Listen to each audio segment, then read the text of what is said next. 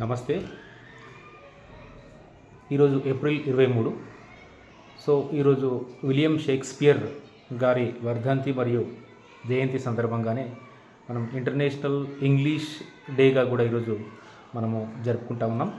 అయితే దీనికి సంబంధించి ఇంగ్లీష్ భాషలో మనకి పట్టు సాధించాలి, తర్వాత ఇంగ్లీష్ యొక్క ఇంపార్టెన్స్ ఏంటి, బేసికల్గా ఇంగ్లీష్ పట్ల విద్యార్థులకు ఉన్నటువంటి భయం ఏంటి, ఇక తర్వాత ఇంగ్లీష్ నేర్చుకునేటువంటి మెలకువలు ఏంటి, తర్వాత ఈ సాంకేతికంగా టెక్నాలజికల్గా పెరుగుతున్నటువంటి క్రమంలో మనము మొబైల్ మాధ్యమంగా కానీ కంప్యూటర్ మాధ్యమంగా కానీ మనము నేర్చుకునే అంశాలు మనకి ఏ రకంగా దోహదపడతాయనేటువంటి విషయాల్ని ఈ వీడియోలో చర్చించే ప్రయత్నం చేద్దాం.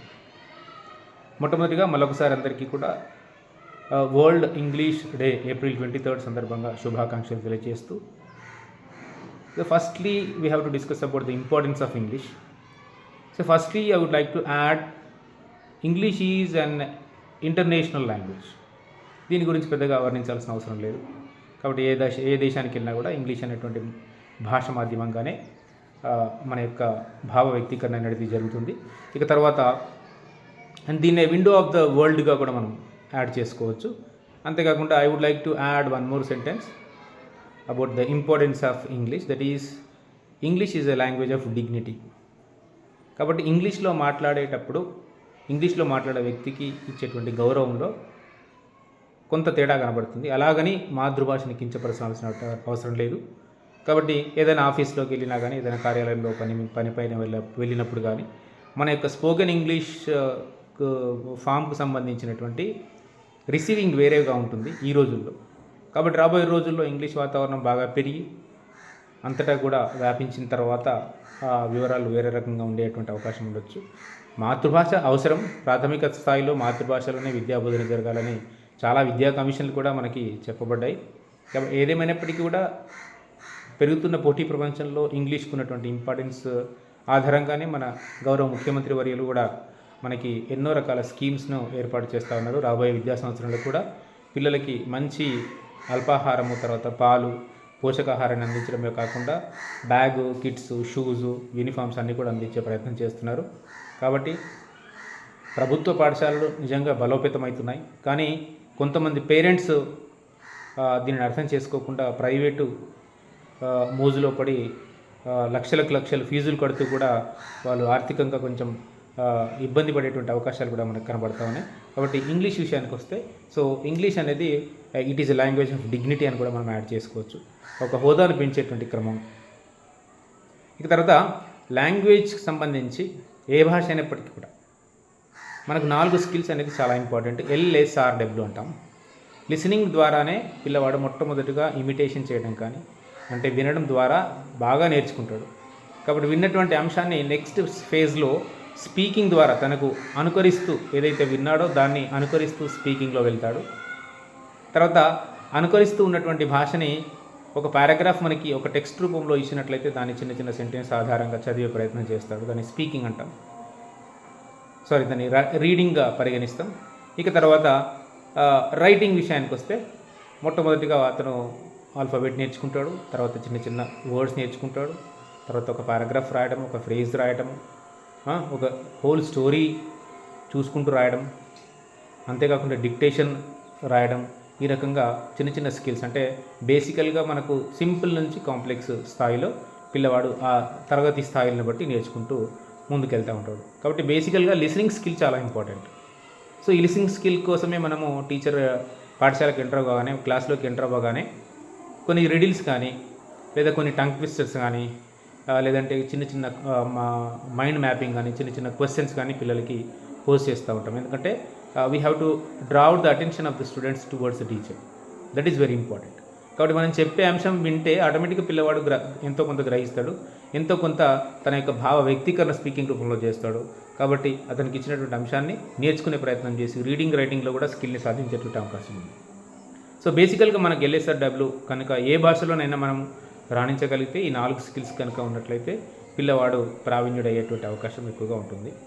ఇక నెక్స్ట్ మనం ఇలా నేర్చుకుంటూ వెళ్తే పిల్లవాడికి సింపుల్ నుంచి కాంప్లెక్స్ నేర్పిస్తాం. తర్వాత ఈ మధ్యలో వచ్చినటువంటి విజువల్ ఎయిడ్స్ ద్వారా కూడా పిల్లవాడు బాగా నేర్చుకునే ప్రయత్నం చేస్తున్నారు. ఇప్పుడు అన్ని పాఠశాలల్లో కూడా మనకి గవర్నమెంట్ సహకారంతో ఐఎఫ్పి ప్యానెల్స్ కూడా ఏర్పాటు చేయడం జరిగింది. అంటే ఏ ప్రైవేట్ స్కూల్లో కూడా ఇట్లాంటి టచ్ స్క్రీన్ ప్యానెల్స్ చాలా పెద్ద పెద్ద టీవీలు ఎస్టాబ్లిష్ చేశారు.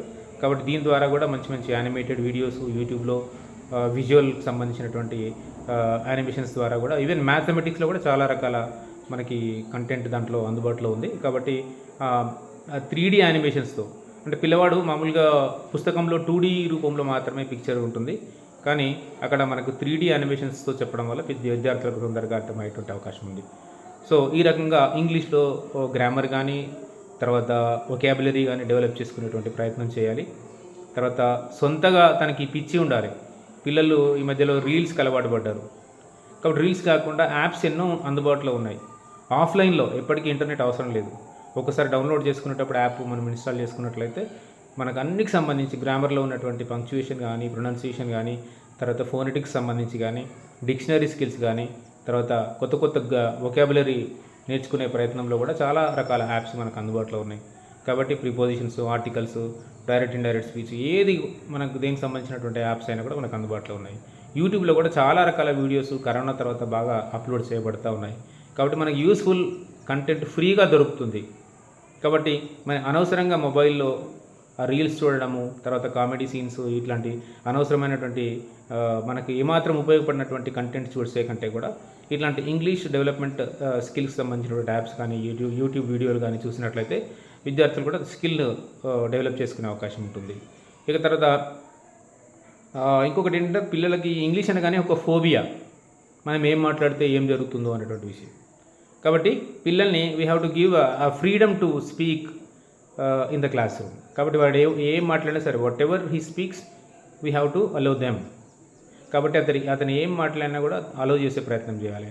అక్కడ ఒక ఇంగ్లీష్ స్పీకింగ్ అట్మాస్ఫియర్ని ఒక టీచింగ్ లెర్నింగ్ ప్రాసెస్లో ఆ ఇంగ్లీష్ ఫ్రీగా మాట్లాడేటువంటి ఒక అట్మాస్ఫియర్ని కనుక మనం క్రియేట్ చేసినట్లయితే డెఫినెట్గా కూడా పిల్లవాడు ఒకరిని చూసి ఒకరు అన్నట్టుగా కూడా మాట్లాడే ప్రయత్నం చేస్తుంటారు.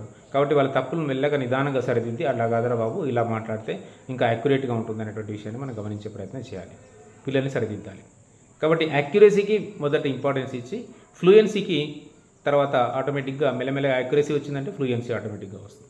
కాబట్టి ఈ రకంగా మనము ఎన్నో రకాల యాప్స్, యూట్యూబ్ వీడియోలు, విజువల్ ఎయిడ్స్ ఇవన్నీ కూడా అందుబాటులో ఉన్నాయి. కాబట్టి దయచేసి పిల్లలందరూ కూడా రోజు ఒక 5 వర్డ్స్ కొత్త వొకాబులరీ నేర్చుకునే ప్రయత్నం చేయాలి.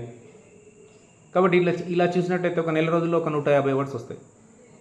అలా కనుక మనం ఒక సంవత్సరం పాటు రెగ్యులర్గా నిజంగా వితౌట్ ఎనీ డిస్టర్బెన్స్ కనుక చూసినట్లయితే నెలకు 150 అంటే సంవత్సరానికి వచ్చి 1800 వర్డ్స్.